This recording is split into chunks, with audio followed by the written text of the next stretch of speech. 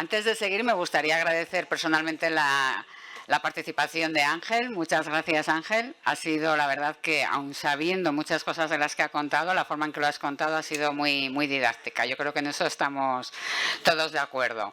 Bueno, pues siguiendo con la segunda parte de la jornada, empezamos un apartado en el que van a participar Lucía Pérez Castilla y nuestra compañera también, Clara Delgado, y vamos a empezar por la ponencia de Lucía Pérez Castilla, que es psicóloga del CEAPAT. Antes ya hemos conocido lo que era el CEAPAT y nos va a hablar sobre accesibilidad cognitiva de la teoría a la práctica. Lo primero, muchas gracias por venir. Sé que habéis venido muy justitas porque han tenido problemas con Renfe a la hora de salir de Madrid, pero habéis llegado a tiempo y deseando escuchar vuestras ponencias. Vamos a empezar con Lucía. Voy a hacer yo la presentación y voy a quitarte un poquito de tiempo de tu ponencia porque la verdad que Lucía tiene un currículum muy amplio y muy interesante. Lucía es licenciada en Psicología y también es licenciada en Antropología Social y Cultural por la Universidad Complutense de Madrid. Además es máster en Psicología Clínica Conductual y también máster en Educación Especial. Es además máster en Dirección y Gestión de Bienestar Social y Servicios Sociales y especialista en atención temprana y especialista en Psicología del Comportamiento aplicado a la infancia y a la adolescencia. Lleva trabajando en el Inserso desde 1995, tanto como psicóloga como responsable de área técnica en diversos centros del Inserso. En la actualidad, desde los últimos 18 años, está en el Centro de Referencia Estatal de Autonomía Personal y Ayudas Técnicas, el CEAPAT, que como comentábamos lo hemos nombrado en la ponencia de Ángel.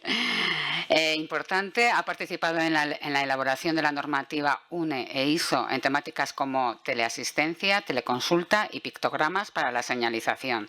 Actualmente forma parte del grupo de trabajo ISO sobre accesibilidad cognitiva y en productos de apoyo para la toma de medicación, así como en los subcomités UNE sobre lenguaje claro y subtitulado y audiodescripción. Algunas de las publicaciones que ha llevado a cabo son la de Tecnología de Apoyo y Accesibilidad Cognitiva, de la autonomía a la participación. Ha participado en apps gratuitas para el entrenamiento cognitivo y de comunicación, claves para el asesoramiento en tecnologías de apoyo, mercado y nuevos sistemas de información, buenas prácticas de accesibilidad en videojuegos, tecnología y accesibilidad para la salud mental, experiencias y perspectivas de futuro, y la serie 10 fichas sobre la accesibilidad cognitiva por derecho. Importante también que en la actualidad Lucía es profesora en el máster de Neuropsicología de la Universidad Complutense de Madrid desde 2003. Bueno, Lucía, cuando quieras, todo para ti. Muchas gracias. Buenos días a todas y todos y muchas gracias por la presentación, Begoña. Gracias también por la invitación y hemos venido con mucha ilusión, Clara y yo, a pesar de las prisas, la demora en la salida de Madrid, que se ha demorado media hora el tren, pero bueno, aquí estamos con mucha ilusión, muchas ganas. Y bueno, pues ¿qué vamos a hacer en esta siguiente hora? Me voy a distribuir un poquito, unos 45 minutos, quizás 50, en que estaré exponiendo lo que he preparado y luego un tiempo más o menos 10-15 minutos para que podamos hacer coloquio, debate, etcétera. Y en este tiempo lo que vamos a hacer pues es invitar a la reflexión, hacernos algunas preguntas y también compartir con vosotros pues mi experiencia. ¿Qué preguntas nos vamos a hacer? Bueno, pues por ejemplo, ¿cómo está la accesibilidad cognitiva en la realidad, en nuestro día a día? ¿A qué dificultades nos enfrentamos? Muchas cosas las habrá comentado ya Ángel, aunque no le hemos podido escuchar. Pero todos seguro que tenemos experiencias y yo voy a compartir con vosotros y vosotras pues algunas de ellas y algunas imágenes que he ido recogiendo durante la última semana, que me estaba preparando la presentación y os voy a mostrar algunas cosas un poco chocantes. Vamos a hablar también de normativa y legislación. Digamos que como mi presentación se llama Accesibilidad cognitiva de la teoría a la práctica, pues vamos a ver que en la teoría, sobre papel, pues es verdad que se han realizado muchos avances y os voy a comentar de dónde veníamos, dónde estamos ahora y qué perspectivas de futuro hay. En el plano teórico, por ejemplo, en todo lo que se está recogiendo a nivel legislativo. Pero a veces ocurre que sobre papel se recogen una serie de compromisos, aspectos, y luego llevarlos a la práctica es más complicado. Por eso vamos a hablar también de recursos y su aplicación. ¿Qué conocimientos tenemos sobre determinados recursos, herramientas, estrategias? Y bueno, pues como os decía, invitando a la reflexión. Vamos a empezar pues abordando un tema fundamental en nuestra sociedad, en el contexto actual, ¿no? Como también la jornada se llama así, contexto actual y recursos. Una característica de nuestra sociedad es que es una sociedad diversa. Es diversa si atendemos a muchas variables, como pueden ser la edad, el género, pero por supuesto también diversidad en capacidades.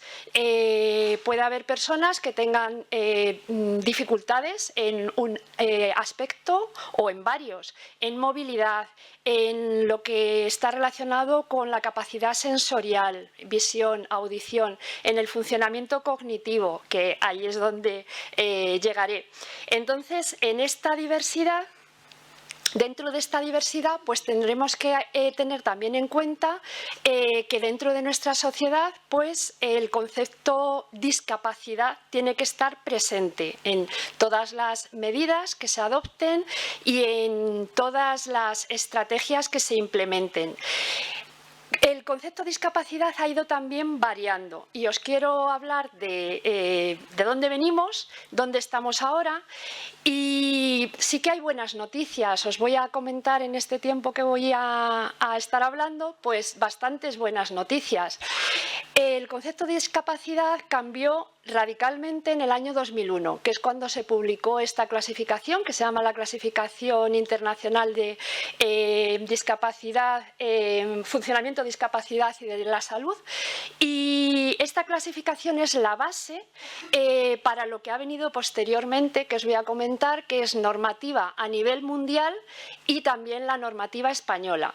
¿Por qué es tan importante? Pues porque en esta clasificación se enfatiza que la discapacidad no es la característica de la persona, sino que la discapacidad se da en la interacción entre persona y el entorno, con lo cual los cambios que dentro de una sociedad se tienen que llevar a cabo para dar respuesta a la diversidad de capacidades que hay en los componentes de esa población, pues esos cambios no tienen por qué ser necesariamente cambios en el individuo. Un cambio en el individuo sería un abordaje más médico. Por ejemplo, una persona que tiene una amputación en una pierna, pues que utilice una prótesis, sino que muchas veces tienen que ser cambios en el entorno, entendido el entorno de forma muy amplia. No solo lo que es un edificio, el entorno construido, sino que en entorno también tenemos que estar pensando en servicios, políticas, tenemos que estar pensando también en las actitudes, en los apoyos y relaciones con los que cuenta una persona y también en los productos y tecnología que tiene a su disposición.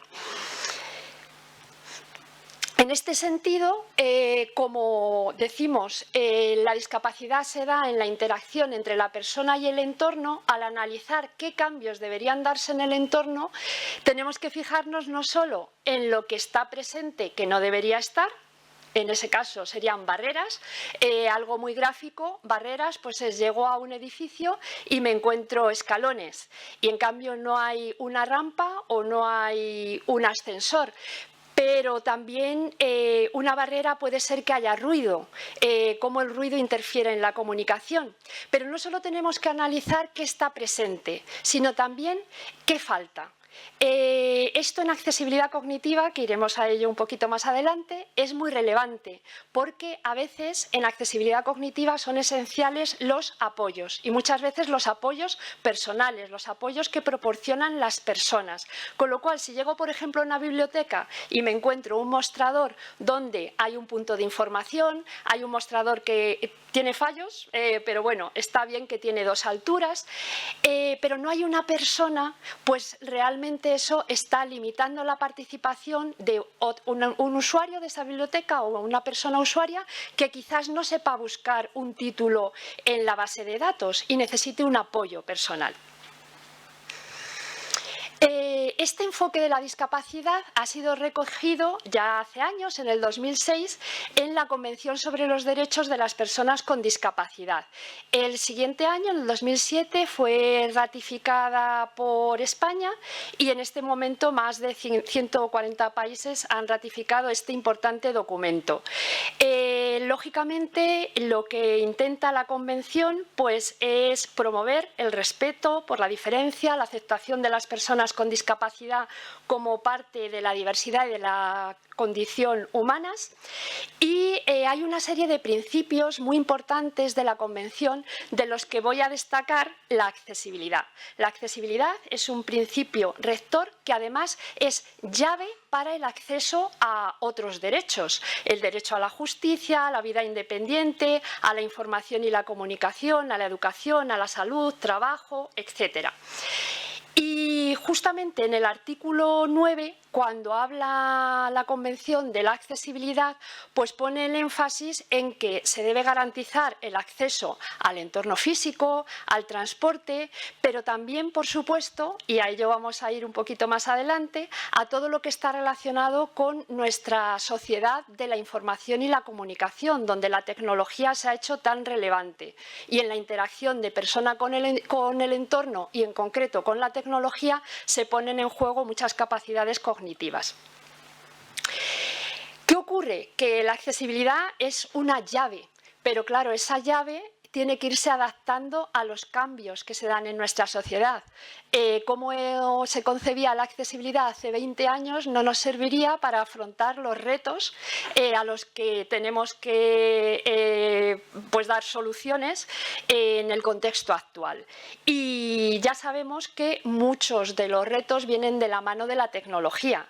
Realmente es fácil utilizar tecnología por parte de una persona que tiene problemas de movilidad en miembros superiores, que tiene dificultades en el habla o que tiene problemas en la audición o en la visión o que tiene dificultades cognitivas. Pues vamos a ir viendo que realmente esto es un gran reto, el uso de tecnología, porque muchas veces no está concebida para esa diversidad de la población. Estamos hablando de accesibilidad, pero no hemos dicho qué es accesibilidad. Contamos con una definición de accesibilidad universal que ya tiene bastantes décadas y que la vamos a revisar un poco porque basándonos en esta definición vamos a ver cómo hemos llegado a la definición actual sobre accesibilidad cognitiva. La accesibilidad universal pues, es la condición que deben cumplir los entornos, procesos, bienes, productos y servicios, objetos, instrumentos, herramientas, dispositivos, para que sean comprensibles, sean fáciles de comprender, fáciles de utilizar por todas las personas y que ese uso sea seguro y cómodo y que se pueda realizar de la forma más autónoma y natural posible.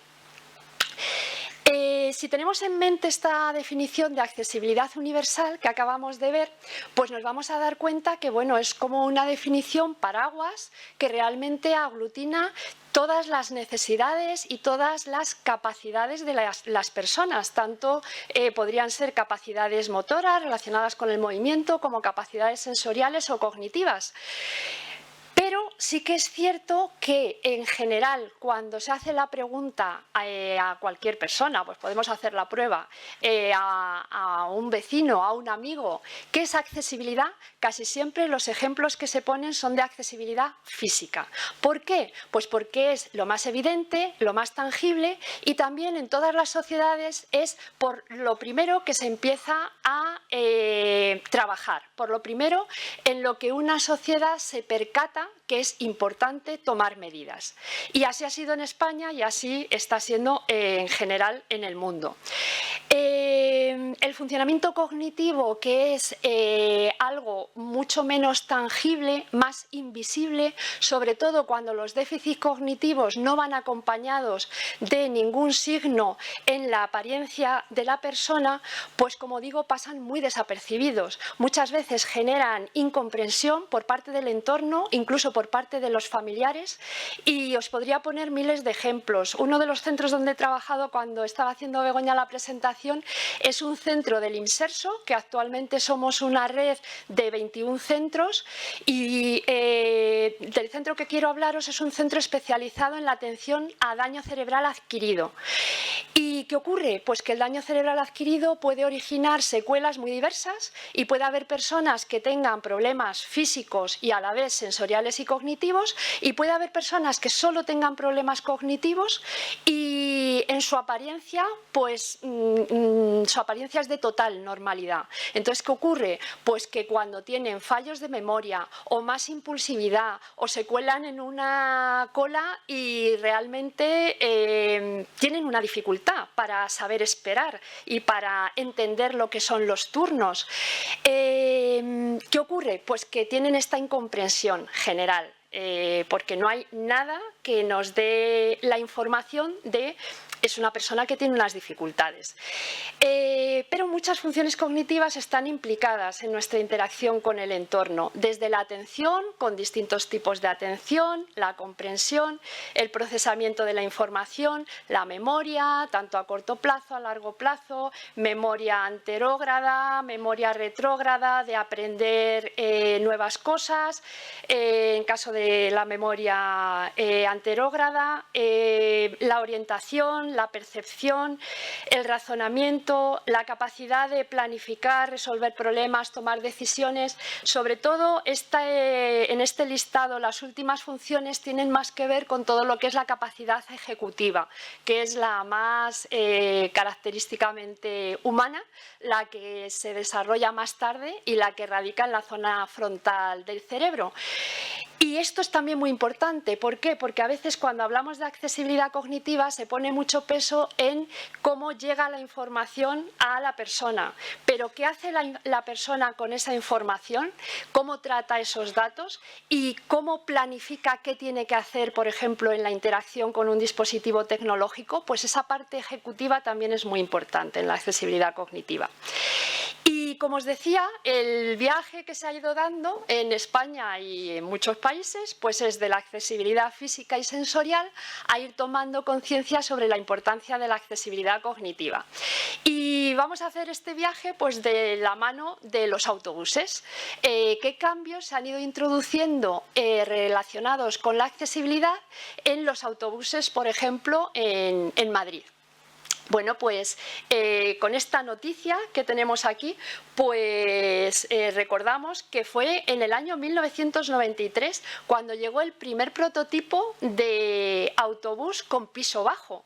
Y fijaos que el piso bajo se concibió realmente como una alternativa para poder tener el piso más cercano a la acera y que se permitiera un mejor acceso tanto a personas PMR, personas con movilidad reducida, como carritos de bebé, carros de la compra, etcétera. Entonces, esto es importante porque vamos a ver que la accesibilidad realmente es positiva para toda la sociedad. No es cuestión de que pensemos que la accesibilidad solamente es para personas con discapacidad.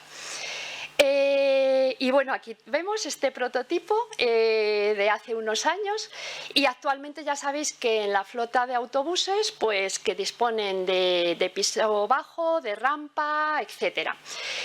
¿Y cómo se ha ido completando esta incorporación de la accesibilidad en los autobuses? Pues hemos ido viendo que aparecían más novedades. ¿Qué más novedades? Pues desde en las marquesinas mucha más información sobre los itinerarios, sobre los autobuses con las paradas, los códigos Navilens que veis aquí para facilitar la información a personas ciegas o con discapacidad, discapacidad visual, pero que en las propias noticias, cuando se ha hablado de la incorporación de los códigos Navilens muy recientemente, en el año 2022-2023, pues se habla también de las oportunidades que da para la accesibilidad cognitiva. A través de una app de Navilens se pueden leer estos códigos a gran distancia y sin necesidad de que haya una precisión muy específica respecto al campo donde se encuentra el código. Y se aporta toda la información de qué parada es esta, qué autobuses paran en este punto, etcétera.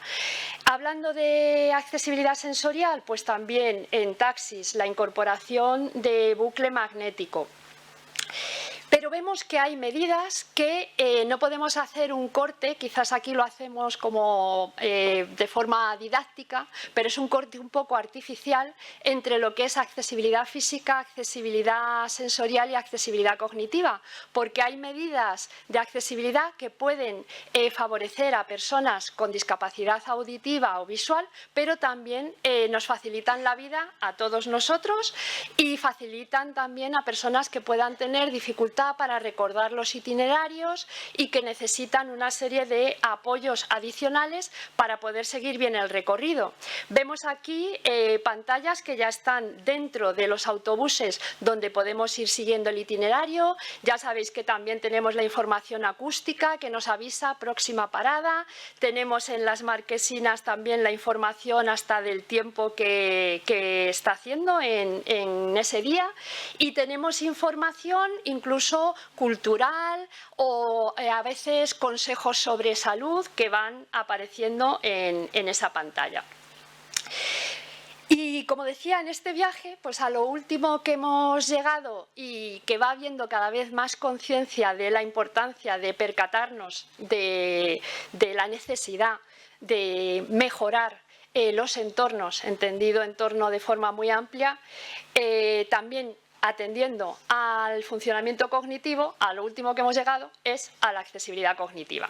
Y aquí queda mucho por hacer, porque podríamos preguntarnos, bueno, ¿realmente estamos familiarizados y es fácil utilizar una de estas máquinas que nos encontramos en el metro para recargar los viajes en la tarjeta de transporte? Pues hombre, pues a lo mejor hay aspectos mejorables.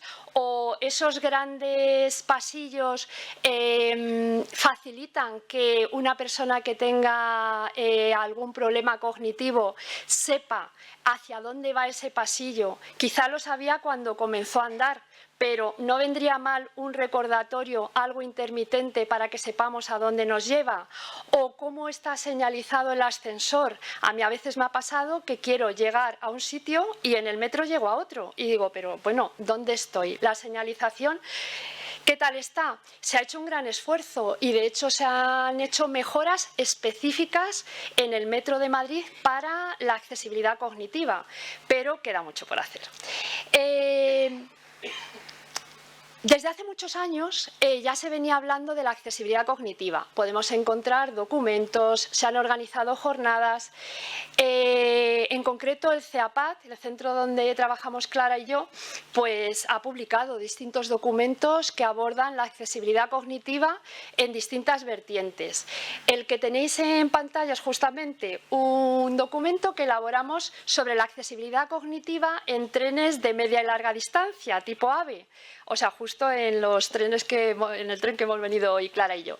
Y en estos pequeños estudios que hemos hecho, pues quiero contaros que hemos recogido dificultades que tienen las personas a través de un pequeño trabajo de campo, de forma que personas mayores, personas con daño cerebral adquirido, personas con trastorno mental grave han hecho determinados recorridos que hemos establecido, hemos ido de acompañantes a algunos profesionales y hemos tomado nota de qué dificultades tenían para realizar una serie de tareas. Por ejemplo, aquí he recortado un cuadro que está dentro del documento donde se ve qué actividades hemos pedido que hicieran. Pues desde identificar en el billete los datos para encontrar el asiento, en el andén buscar el acceso al tren más cercano a su asiento, luego en el coche pues buscar dónde tengo que colocar el equipaje, o si quiero conectar mi portátil o mi teléfono móvil, donde tengo un enchufe para poder conectarlo, etcétera. Y en base a esto pues hemos sacado una serie de conclusiones y las hemos hecho llegar a los responsables para ver si se podían implementar mejoras.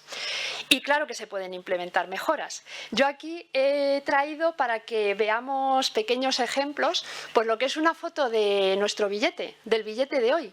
Y fijaos que en la parte inferior derecha, ahí hay hasta un plano, pone llega a tu vía. Ese mini plano lo he aumentado y es lo que os encontráis en la parte de la derecha, pero es que ni aumentado se ve nada. Entonces a veces te planteas, ¿para qué saturar de información un documento, sea en soporte papel o muchas veces en una pantalla, en algún dispositivo tecnológico? Nos encontramos mucha información que no aporta nada.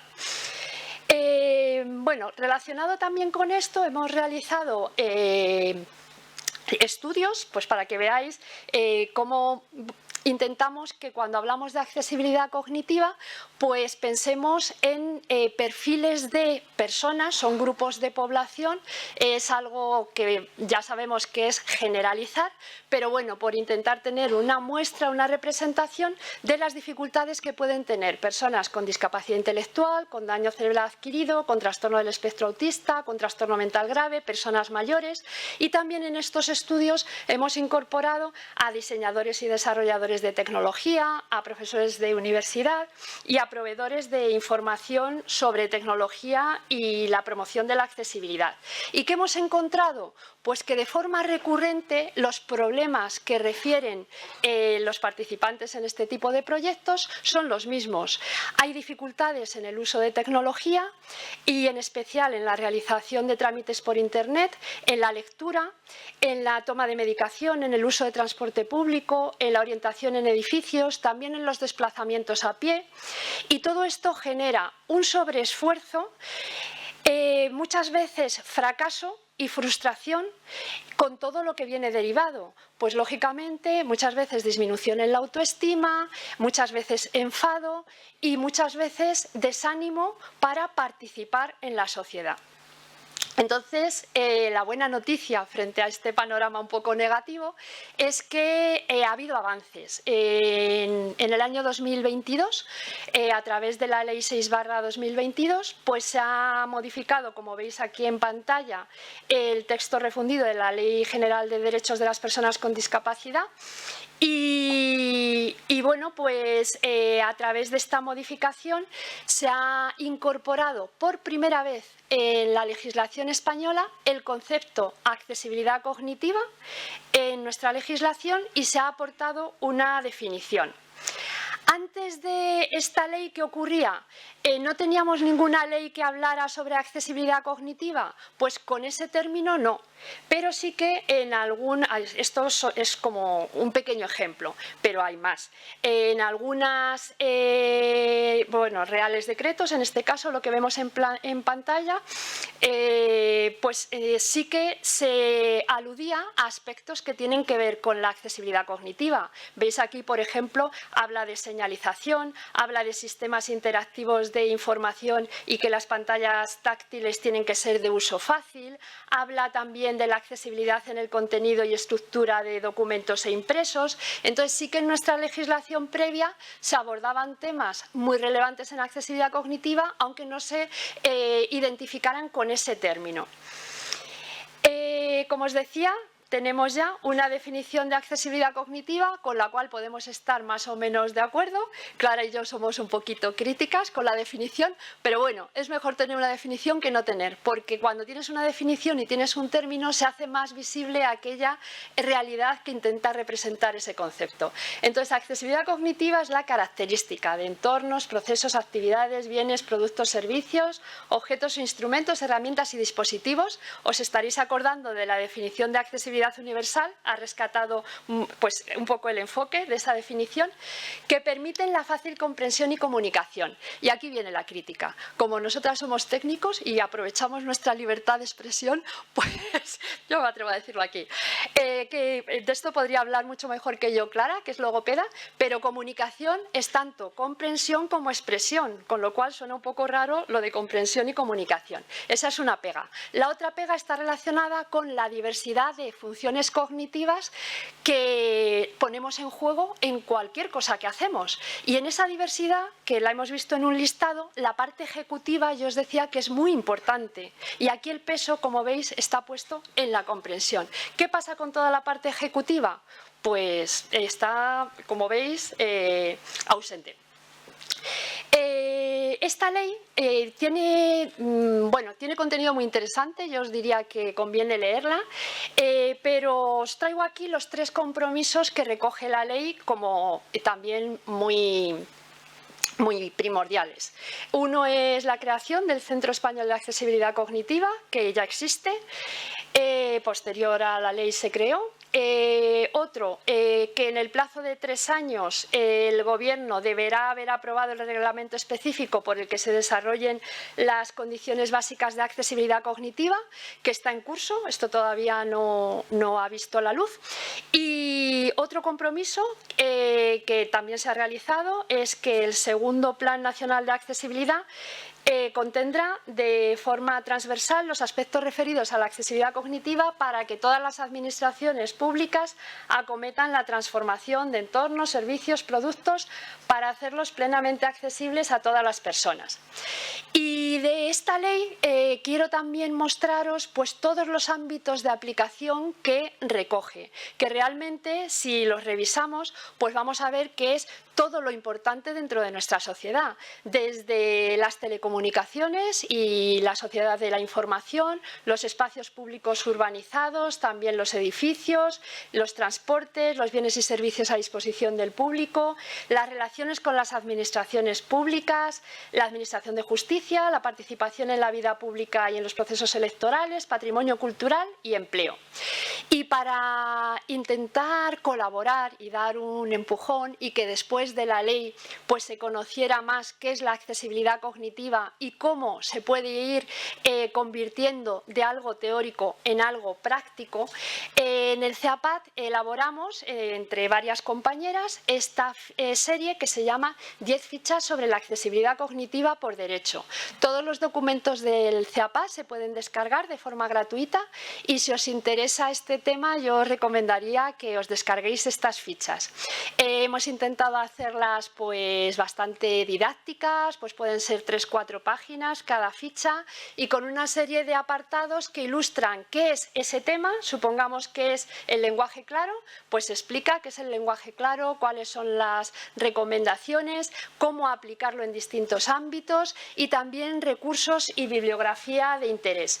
Y así pues voy aquí en la presentación a hablaros de algunas de las fichas, no de todas. El lenguaje claro, que irá sobre ello para profundizar Clara en su exposición sobre lenguaje claro y lectura fácil, pues lo que deberíamos saber como punto de partida es que nos afecta a todos los ciudadanos y que aplica tanto a la comunicación escrita como oral y va dirigida a toda la ciudadanía. Hasta el momento existía una norma ISO, lenguaje claro, ISO es internacional pero no UNE, nacional, y estamos trabajando en esta norma UNE en este momento, junto con otras entidades, pues Clara y yo, por ejemplo, en representación del CEAPAT. Y sí que vamos viendo que el lenguaje claro va teniendo mayor presencia en muchas entidades y, por no irnos más lejos, pues también en la administración pública. Revisando un día pues, información del INAP, vi que estaban impartiendo un curso que se llama Lenguaje claro para unas administraciones sociales inclusivas y accesibles. Entonces sí se van dando pasos. Lectura fácil, tenemos una norma, UNE, de lectura fácil, que Clara fue la presidenta de este grupo y luego os va a contar un montón de cosas. Y yo no me voy a detener en ello, solamente en esta pirámide que nos inventamos para poder explicar que muchas veces tenemos dificultad en acceder a la información, pero a veces esa dificultad no tiene que ver con algo cognitivo, tiene que ver con que vea o no vea la información que contiene un cartel o un menú en un restaurante, tiene que ver con la legibilidad. Entonces la legibilidad es un prerequisito. Si ese prerequisito se cumple, ya veremos luego si entiendo lo que leo, que ya es cognitivo. Entonces legibilidad es la base, lenguaje claro, ya hemos dicho que aplica a comunicación oral y escrita dirigida a toda la ciudadanía, y lectura fácil tiene un público específico destinatario que son personas con dificultades en la comprensión lectora. Y aquí, como os he dicho que íbamos también a hacer un viaje, pues vamos a hacer un viaje por algún sitio de Madrid, por donde yo me he desplazado en esta última semana. En concreto, fijaos que tenemos aquí una puerta, es una puerta de cristal que da acceso a un edificio del que luego os hablaré, que es muy bonito, que se llama Palacio de Linares, que está en la Plaza de Colón. Y fijaos que hay ahí una puerta de cristal donde se lee, pero con mucha dificultad, que pone solo salida. Y además, como es de cristal, pues resulta que está reflejando todo lo que hay en la calle. Entonces ahí tenemos ya problemas de legibilidad. Pero luego le enseñaba a Clara, digo, mira qué cosas van incorporando en Madrid. Veo un ascensor y pone escrito UP, pero es una palabra en inglés, hub de movilidad. Y dices, madre mía, ¿qué es esto de hub de movilidad? Entonces, si te metes, pues como en Internet tenemos información de todo, te metes y buscas hub de movilidad, y es que ya hay 2 hubs de movilidad en Madrid y van a montar más. Entonces son unos espacios enormes, en este caso son 4 plantas subterráneas donde hay posibilidad de aparcar los coches, recarga eléctrica, también hay bicis y bueno, algo muy moderno dentro de lo que se concibe como Madrid 360 y con todo lo que es pues innovación tecnológica. Pero también a veces con cosas que manejamos el día a día podemos detectar problemas que tienen que ver pues con esto, con el acceso a la información escrita. Y yo le estaba contando a Clara, digo, mira, me estoy leyendo algunos libros sobre trastornos obsesivos compulsivos, bueno, pues porque ya sabéis cómo soy psicóloga, pues estoy con otros temas de esto, y entonces en el libro que me estoy leyendo veis que el número de la página, en lugar de ponerlo abajo y en horizontal el nombre del libro, lo colocan en vertical. Pues eso es otro problema de accesibilidad cognitiva. Otro ejemplo, señalización en el entorno. Bueno, pues de señalización en esta ficha explicamos que existe normativa a nivel internacional sobre cómo elaborar pictogramas para la señalización, y también estamos trabajando en normas UNE a nivel nacional sobre cómo elaborar esos pictogramas y cómo evaluarlos. Para facilitar que en un espacio sepamos cómo ir a los sitios y también identificar a qué se destina cada espacio, pueden ser útiles los pictogramas, pero siempre que la asociación entre ese pictograma y el referente, aquello que representa, sea fácil e intuitiva.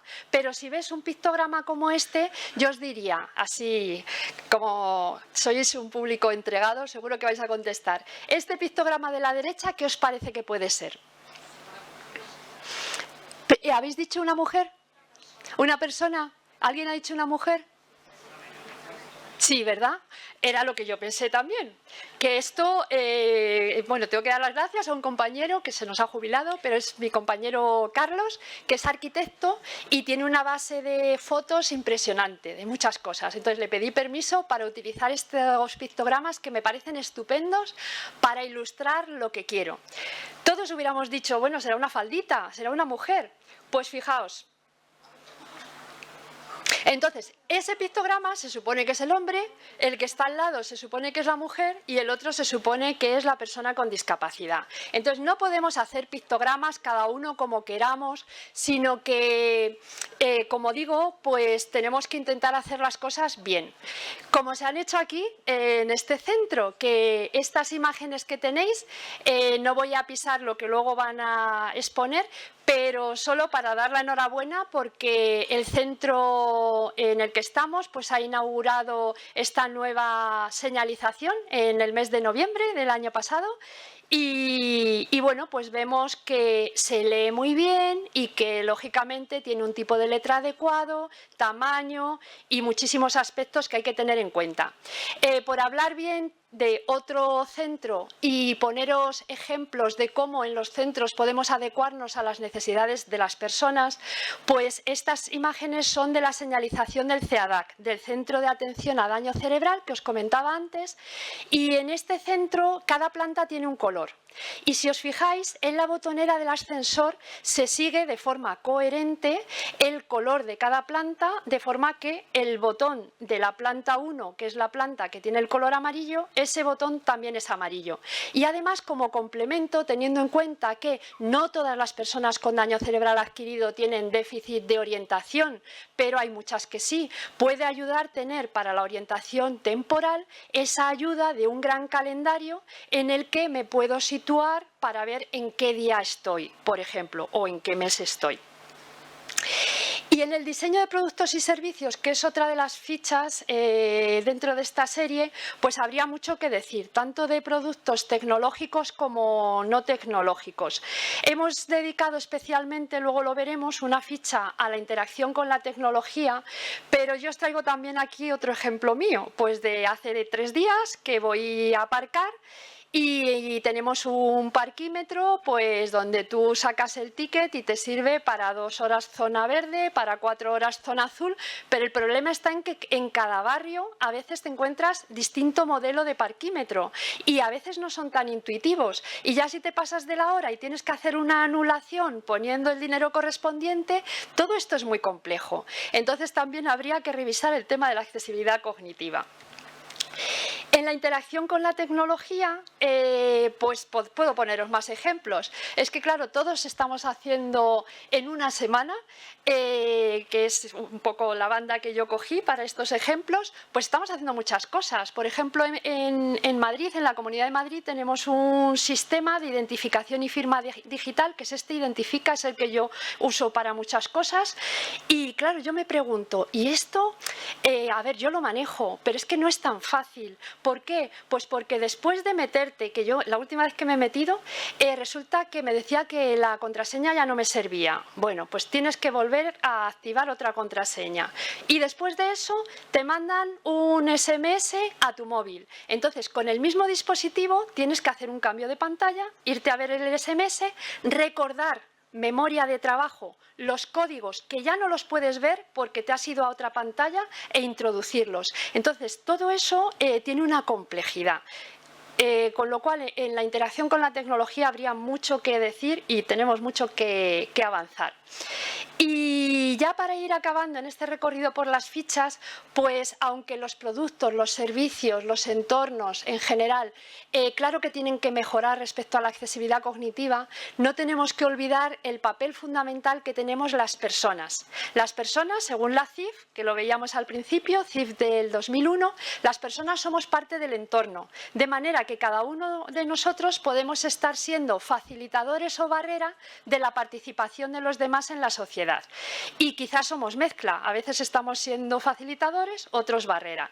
Entonces podríamos cada uno reflexionar en qué podemos mejorar para que cuando interactuamos con personas que tienen diversidad en la capacidad cognitiva, sean cuáles sean sus dificultades, pues que podamos ser un apoyo. Aquí pongo una imagen pues de una persona mayor que está utilizando un ordenador en una biblioteca, pues quizá ese apoyo de esa profesional de la biblioteca, sin hacerle la búsqueda, pero dándole algunas claves de cómo hacer las cosas que quiere hacer, pues es muy relevante. De la misma manera que puede ser totalmente diferente la experiencia de éxito, de disfrute o por el contrario de frustración que puede tener una persona con determinadas limitaciones cognitivas cuando va a visitar un museo. Pues puede depender mucho de las habilidades, estrategias, actitud, predisposición que tenga la persona que enseña ese museo. Y aquí os puedo decir que dentro de también mis experiencias de la última semana, pues este domingo fui a hacer una visita guiada al Palacio de Linares, que os decía antes. Es un palacio muy bonito, tiene una leyenda, que es la leyenda del Palacio de Linares, que es una niña fantasma. La guía nos dijo que se ha demostrado que eso es totalmente falso, pero bueno, se han escrito muchos artículos, hecho vídeos, etcétera, sobre la niña fantasma. No es realidad, parece, pero lo que sí es realidad es lo que os voy a enseñar en la siguiente pantalla y os vais a quedar así. Esto es real como la vida misma. Quiero ver cómo organizo con mi hijo la visita y digo, bueno, pues a ver cómo se compran las entradas y qué horarios hay de venta de entradas. Total, que me veo esta información y digo, ¿pero qué es esto? Precios. Mayores de 65 años, menores de 16 y discapacitados totales con acreditación. Y cuando leí lo de discapacitados totales, que os lo he puesto ahí en rojo para que lo vierais mejor, pensé, ¿pero quién hace esto? Y además esto es un consorcio donde están implicados Ayuntamiento de Madrid, Comunidad de Madrid y un ministerio que ahora no sé cuál es, me lo dijeron, pero es ámbito estatal, o sea que tenemos ahí todos los niveles de la administración pública implicados. Cuando fui a comprar la entrada, pues yo así muy sutil le dije a la que lo vendía, digo, perdona, en la página web tenéis esto. Dice, sí, ya me lo han dicho otras personas, pero es que yo no tengo margen de maniobra para cambiarlo. Yo ya lo he dicho. Lo ha dicho, pero no se cambia. Entonces, falta mucha información, porque esto de discapacitados totales... y bueno... Complementario a concebir que cada persona podemos ser facilitadores o barreras, pues está el concebir a la persona como centro de la accesibilidad cognitiva. Y aquí también, pues alguna buena noticia. Esto es vaso medio lleno, vaso medio vacío. Yo suelo ser de vaso medio lleno. Creo que es mejor ser optimista en la vida y que intentas cosas porque eres optimista y gracias a que intentas cosas, algunas las consigues. Entonces, vaso medio vacío serían los datos, por ejemplo, que os traigo aquí del INE del 2024. ¿Qué tasa de actividad recoge el INE en personas con discapacidad? 35,5%. Y fijaos, sin discapacidad, 78,5%. Entonces queda mucho por hacer, que seguro que Ángela ha aludido también a esto, ¿no? La dificultad para encontrar trabajo. Queda mucho por hacer, pero también hay buenas noticias. Cada vez es verdad que hay más plazas para personas con discapacidad, por ejemplo, para el acceso a la administración pública, y justo es que lo recibí también 14 de marzo, lo veis aquí, el viernes, pues toda esta información de muchísimas plazas para psicólogos en administración pública en distintas comunidades autónomas, etcétera. Y cuando te metes, bueno, eso ya no lo he recogido, pues hay tanto tanto la posibilidad de adaptación de tiempos como de otras medidas para hacer esas pruebas de acceso a la administración pública. El contexto actual en el que estamos en normativa, antes os lo avancé, ya se publicó el segundo Plan Nacional de Accesibilidad Universal y si lo consultáis, muchas de las cosas que recoge este plan son fruto de una encuesta. En la encuesta que se elaboró en 2022 se recoge que cada vez hay una mayor conciencia y se le otorga una mayor importancia a la accesibilidad cognitiva. Os decía también que estamos pendientes de la publicación del Real Decreto por el que se apruebe el reglamento sobre las condiciones básicas de accesibilidad cognitiva. Lógicamente, el reglamento aterrizará en medidas mucho más prácticas que lo ha hecho la ley, que es una normativa de alto nivel. Entonces, como veis en pantalla, pues estuvo abierto un plazo desde noviembre del 2024 hasta el 12 de diciembre para que cualquier ciudadano pudiéramos leernos el proyecto que veis ahí que estaba en PDF y pudiéramos enviar aportaciones. Desde el CEAPAT enviamos determinadas aportaciones. Y antes os decía que como vivimos en una sociedad cambiante, pues aparecen nuevos retos de cara a la accesibilidad y en concreto de cara a la accesibilidad cognitiva. Y os traigo aquí pues este documento, Impacto de la inteligencia artificial en los derechos de las personas con discapacidad. La inteligencia artificial, por supuesto, está trayendo beneficios, ventajas, pero también tenemos que estar atentos a los riesgos. Y aquí se alerta con algún ejemplo de esos riesgos. En concreto, en sistemas que lo que hacen es procesamiento del lenguaje natural y que ahora se están incorporando en muchos asistentes conversacionales, por ejemplo, cuando llamamos para pedir información a una entidad, pues a Gas Natural o a Vodafone, pues sale un asistente virtual. ¿Qué está ocurriendo? Que muchas veces no reconocen la diversidad en el habla. Personas que tienen dificultades en la pronunciación, en algo relacionado con el habla o en algo relacionado con el lenguaje. Supongamos una persona que ha tenido un ictus, tiene una afasia y tiene más dificultad en lo que es lenguaje. Entonces, como las muestras que se cogen de formas de habla se cogen de lo que se considera población normal y en esas muestras que alimentan los algoritmos no están representadas personas con diversidad en la forma del habla, luego los sistemas no lo reconocen. Ese es un posible ejemplo. Pero bueno, la inteligencia artificial hace muchas cosas. Yo he hecho una prueba con Copilot y he dicho, quiero una imagen que represente el concepto enfermedad. Y fijaos, aquí se notan también los sesgos, como el coronavirus, que es algo que no está presente ahora en nuestra vida en general, en el 2025. El coronavirus se ha quedado, ha impregnado pues el imaginario colectivo y también de quienes han hecho estas herramientas, de forma que el concepto enfermedad lo están representando con lo que es el COVID, ¿no? Y con esta imagen del COVID.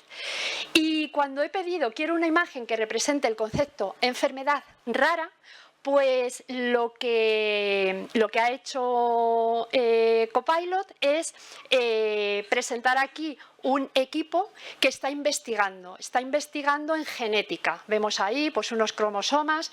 Entonces, es verdad, en las enfermedades raras es muy importante la investigación, pero no solo. Seguro que Begoña y Silvia, todas las personas que trabajáis aquí, pues continuamente habláis de la necesidad de concienciar en la sociedad y de tener presentes muchas más realidades aparte de la investigación, lo que es la investigación médica, digamos.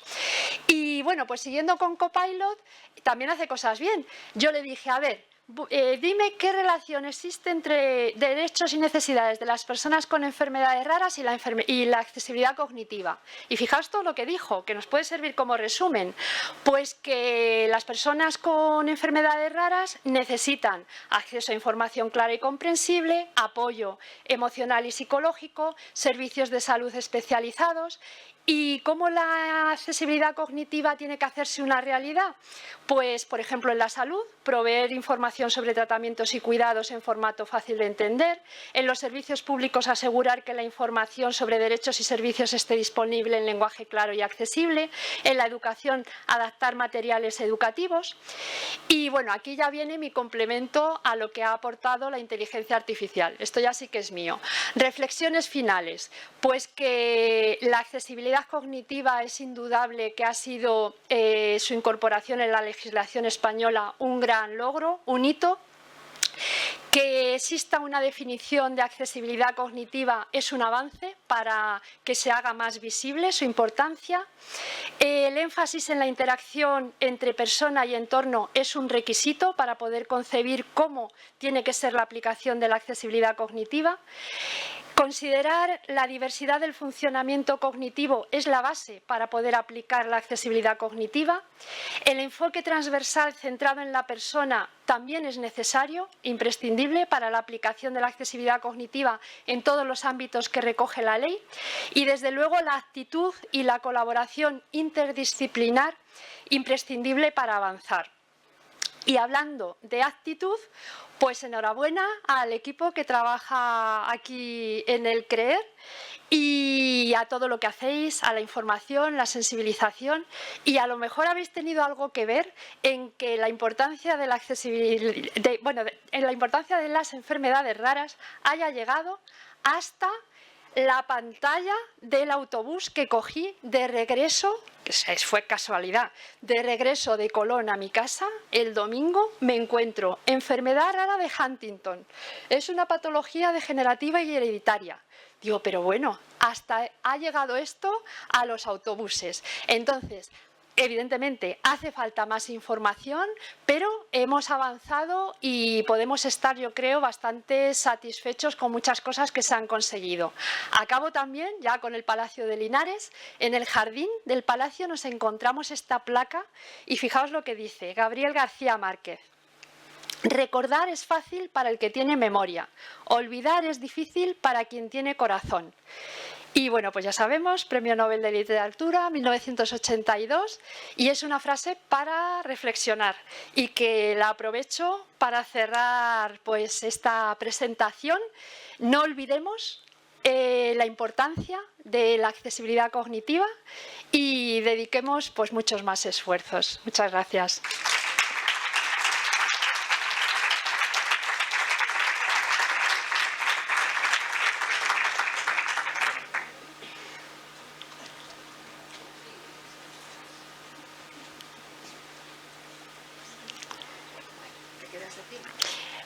No, me siento. Espera, aquí está.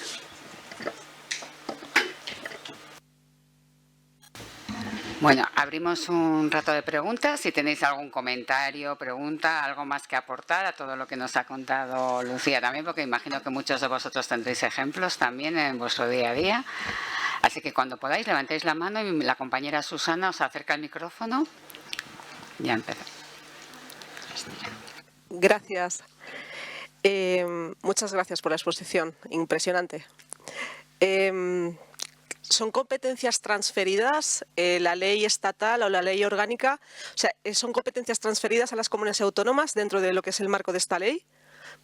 ¿Cada comunidad autónoma tiene que aplicarlas? Bueno, realmente lo que son las leyes son obligatorias para todo el Estado. Lo que ocurre es que a veces, después de que se aprueba una ley, aunque yo no soy jurista, pero creo que esto es así, pues puede haber comunidades autónomas que saquen ya alguna regulación específica de esa comunidad, que en cualquier caso siempre tendrá que suponer una mejora respecto a lo que está recogido en la ley, pero nunca puede ir en detrimento del contenido de esa ley o que sea una rebaja respecto a lo que está en la ley. Vale, y luego, dentro del contexto, ¿cómo se puede trasladar toda esta ley al contexto menos poblado, al nivel rural? ¿Es simétrico? ¿Se puede extrapolar de la misma manera o no tiene nada que ver? A ver, yo creo que todos somos conscientes de que en el medio rural, y muchas veces se habla de la España despoblada, hay retos específicos. Un ejemplo que se me ocurre, en todo lo que se refiere a los beneficios que puede aportar la tecnología, pues a veces el medio rural se está viendo un poco relegado a un segundo plano. ¿Por qué? Pues porque o no llega bien Internet, supongamos, o porque a veces hay menos servicios de apoyo, supongamos personas mayores, que no todas, pero hay personas mayores pues que les cuesta más el trabajo y el uso de tecnología y necesitan apoyos. Pues evidentemente en una ciudad como Madrid, tanto por ayuntamientos, comunidades, como muchas entidades, pues están proporcionando cursos, hay voluntariado, o sea, tienes una serie de servicios que en población rural pues a veces no la tienes. Y eso si nos vamos al uso de tecnología, pero si nos vamos al ámbito de la sanidad o nos vamos al transporte, a veces para la comunicación entre un pueblo y lo que pueda ser una localidad más grande donde tenga servicios más completos, pues todo eso es un reto. Y en accesibilidad cognitiva todo eso también son evidentemente barreras.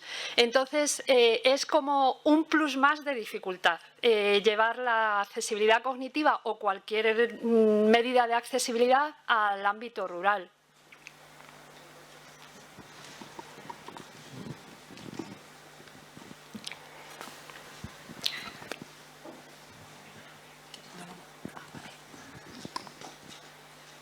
¿Alguna pregunta más? ¿Algún comentario? Muy bien. Si queréis ¿quieres añadir algo más? O yo lo único, sí que sería interesante, aquí hay bastantes profesionales, yo creo que la mayoría de vosotros trabajáis ya sea en público o en privado, en la universidad, de qué manera todos nosotros podemos aportar, ¿no? y sensibilizar más a los alumnos, a nuestros usuarios, a otros compañeros sobre la accesibilidad cognitiva. ¿Qué nos podrías contar o qué nos podrías decir que sería lo más adecuado, ¿no? Nosotros hemos pensado, por ejemplo, a la hora de realizar esta jornada, el llegar al máximo de personas, ¿no? Pero ¿qué más cosas podemos hacer? Bueno, hay un reto que no es solo con la accesibilidad cognitiva, es con la accesibilidad en general, pues que debería estar incorporada la accesibilidad en los programas de formación de cualquier profesión. O sea, la accesibilidad no es algo que vaya con la educación o que vaya con los psicólogos o que vaya con trabajo social. Realmente también va con los desarrolladores de tecnología, con Teleco, va con arquitectura, con realmente cualquier ámbito de conocimiento.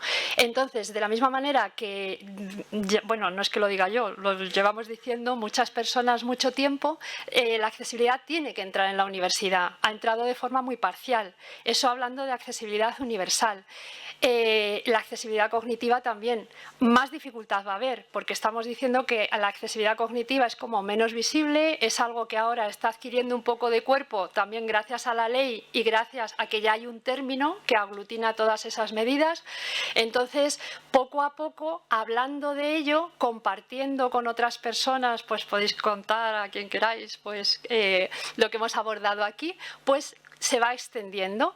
Y yo diría también que muchas veces es la inquietud personal, pues que ya va viendo documentos, pues también indagar, el poder leer y que cada uno de nosotros pues vayamos siendo un poco también difusores, pues como esta lluvia que está cayendo, que cuando veníamos Clara y yo ya no sabíamos si abrir el paraguas o no, cae poquito a poco pero al final te mojas, pues que nosotros seamos así, ¿no? Pues hoy decimos una cosa, mañana decimos otra, a lo mejor tengo un vecino con demencia, pues reflexionar sobre cómo me estoy comunicando con él, le doy tiempo o le estoy cortando o eso, cuando vamos a un restaurante, oye, ¿cómo ha sido la señalización aquí? Yo es que he intentado resumir, pero ya os cuento esto y ya me callo. En señalización súper divertido, o sea, yo digo, voy a hacer un estudio de los pictogramas de los baños. Fui a un restaurante que la comida comida era sobre todo del mar y voy a los aseos y entonces me encuentro ahí, digo, ¿pero esto qué es? A ver, mi cabeza, por favor. Y si tienes prisa es horrible, pero mi cabeza. Y entonces llega a la conclusión de que una cosa era una medusa y lo otro era un pulpo. Y dije, yo a la medusa. Pero todo ese esfuerzo cognitivo, entonces tenemos tantos ejemplos que yo creo que cada uno de nosotros podemos ir haciendo, pues aportando nuestro granito de arena. Muchas gracias porque habéis estado muy atentos. Veo que hay una mano. Por favor. Nosotros hay un grupillo de personas que pertenecemos a centro residencial y entonces sí que queríamos, o sea, nos ha surgido la historia de si existe alguna entidad que ayude o facilite la adaptación. O sea, nosotros tenemos el centro como lo tenemos, pero si queremos mejorar la accesibilidad cognitiva, si existe alguna entidad de asesoramiento, de apoyo económico o de algún tipo de ayuda para realizarlo, ¿sabes? Vale, bueno, la pregunta es un poquito amplia. A ver, nosotros como centro de referencia estatal, pues podemos aportar información y hay una serie de servicios. Si quieres, ponte en contacto con nosotros, CEAPAT, y te podemos decir hasta qué punto en alguna cosa se puede proporcionar apoyo. ¿Vale? Nada.